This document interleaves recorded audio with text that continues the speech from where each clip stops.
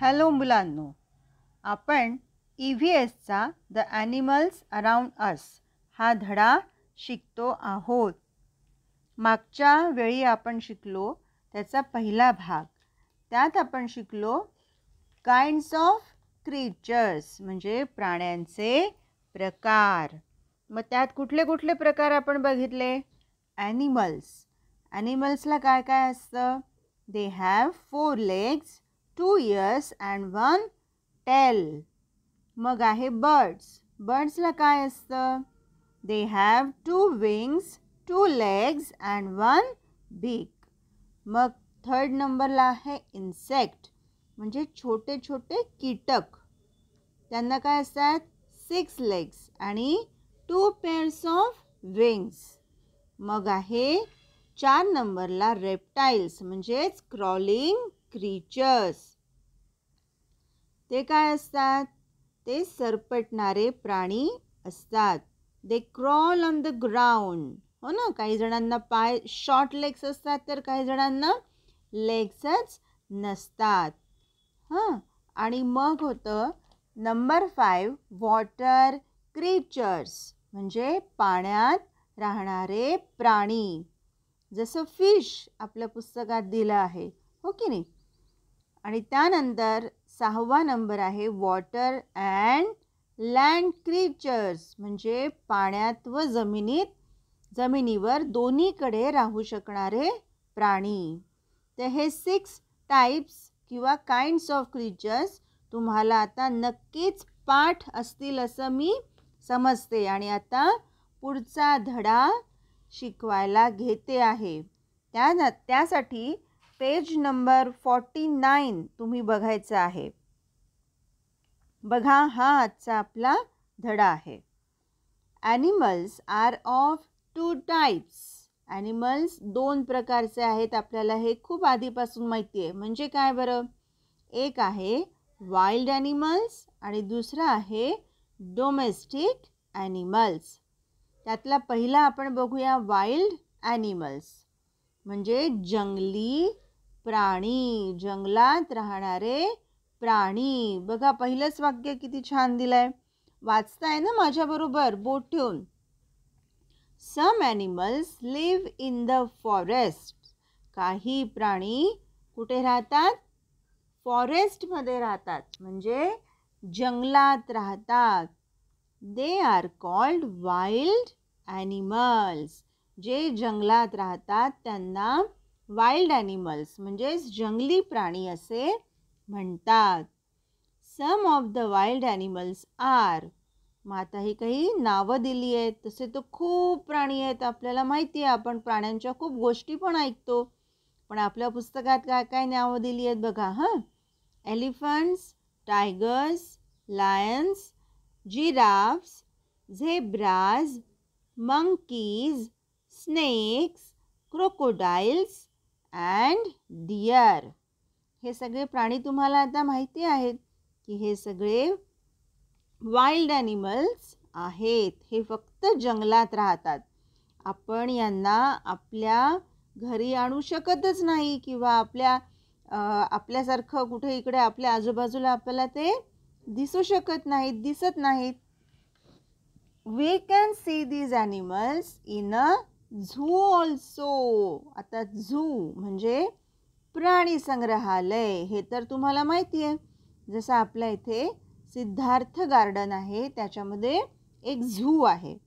आणि त्यात हे सगळे प्राणी आपण आता जे नावं वाचले त्यातले सगळे हे प्राणी तिथे राहतात. तिथे आपल्याला पाहता येतं त्यांना. त्याच्यासाठी त्यांची तशी व्यवस्था केलेली असते.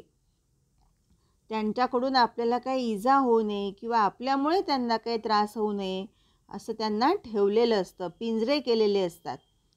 तसं त्यांना दूर ठेवलेलं असतं. आपण त्यांना बघू शकतो. आलं लक्षात?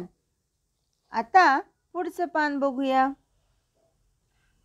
2 नंबरला आहे डोमेस्टिक ॲनिमल्स म्हणजेच पाळीव प्राणी.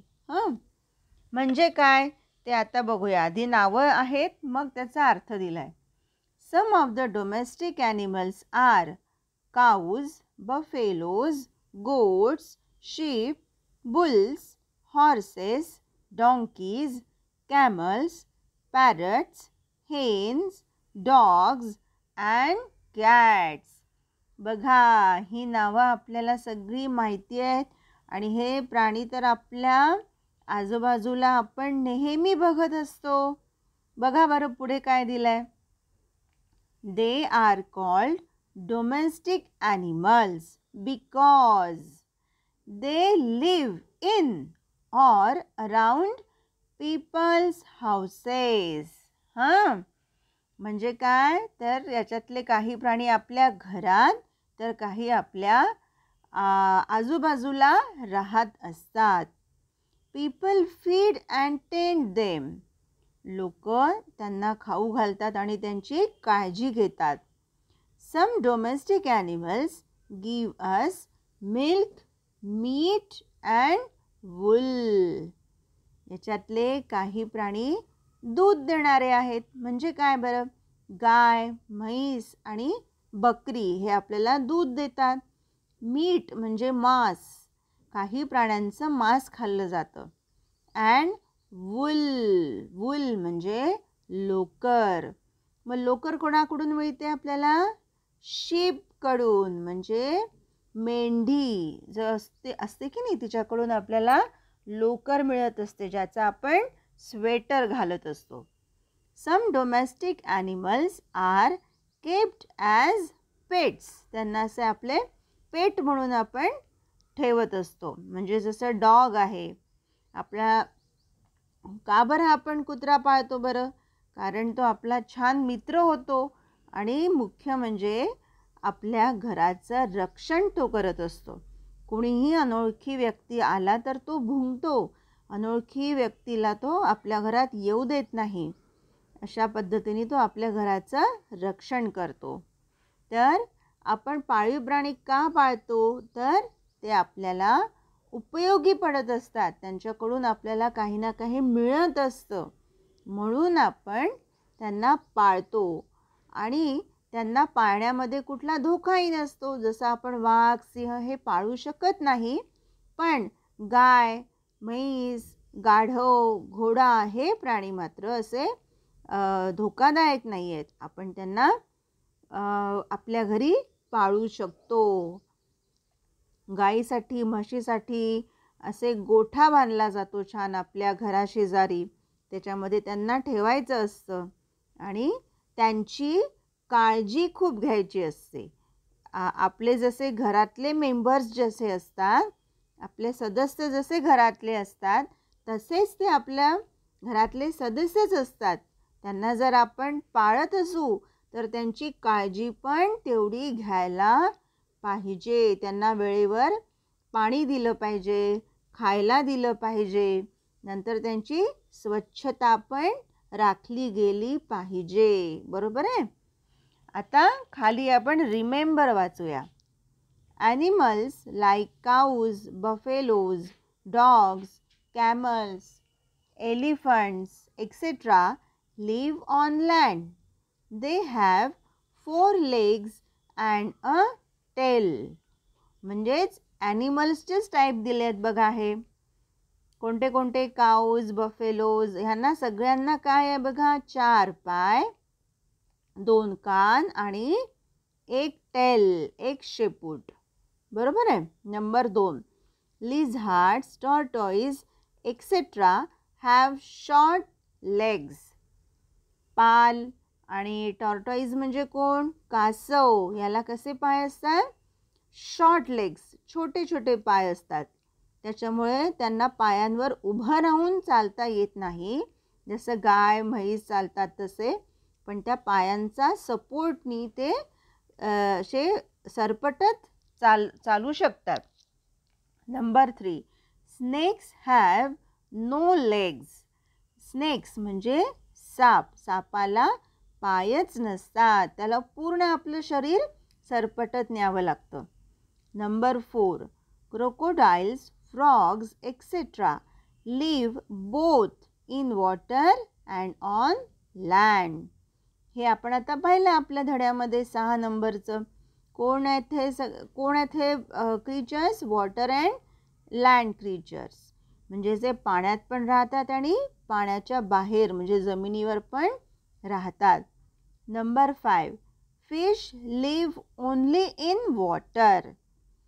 फिश, जसं आपण बघितलं मछली जल की राणी है, हो ना, आपल्याला ती कविता माहिती आहे की ती फक्त पाण्यात राहू शकते, तिला बाहेर काढलं तर ती मरून जाते. Number 6, insects are very small creatures. Insects म्हणजे कीटक, जे अगदी छोटे क्रीचर्स आहेत. They have 6 legs and 2 pairs of wings. त्यांना 6 पाय आणि 2 पंखांचे पेअर्स असतात, म्हणजे एकूण 4 असे पंख असतात. मग समजला हा धडा पूर्ण आता? तर आपल्याला आता पूर्ण माहिती आहे की animals are of 2 types, wild animals आणि डोमॅस्टिक ॲनिमल्स. आता वहीत काय लिहायचं आहे ते आपण बघूया. आता मागच्या वेळी तुम्ही जसं काइंड्स ऑफ क्रीचर्स लिहून काढलं आहे, त्याच्या पुढच्या पानावर परत नवीन पानावर डेट घालायची आणि हे लिहून काढायचं आहे. काय लिहिलं आहे बरं मी? Animals are of 2 types, wild animals, domestic animals. मग आता वाईल्ड ॲनिमल्स म्हणजे काय ते लिहिलं आहे. हां, लिव्ह इन द फॉरेस्ट. मग त्यांची नावं आहेत एलिफंट्स, टायगर्स, लायन्स, जिराफ्स आणि झेब्राज. मग आहेत domestic animals, live in or around people's houses. आपल्या घरात किंवा आपल्या आजूबाजूला ते राहतात. Cows, buffaloes, goats, sheep, bulls, horses, donkeys, हे काही नावं घेतलेली आहेत. आणि त्याच्या खाली आपल्याला लिहायचं आहे रिमेंबर. पेज नंबर 50वरचं जे रिमेंबर आत्ता आपण थोड्या वेळापूर्वी वाचलं, ते आपल्याला इथे वहीत 6 पॉईंट्स जे दिले आहेत ते याच्या खाली पूर्ण लिहून काढायचे आहेत. अशा तऱ्हेने हा धडा आपला पूर्ण झाला आणि याच्यातले पॉईंट्स जे मी वहीत लिहायला सांगितले आहेत तेही तुम्हाला लिहून काढायचे आहेत. हे तुमचं आजचं होमवर्क. चला मग आता धडा वाचा आणि लिहा.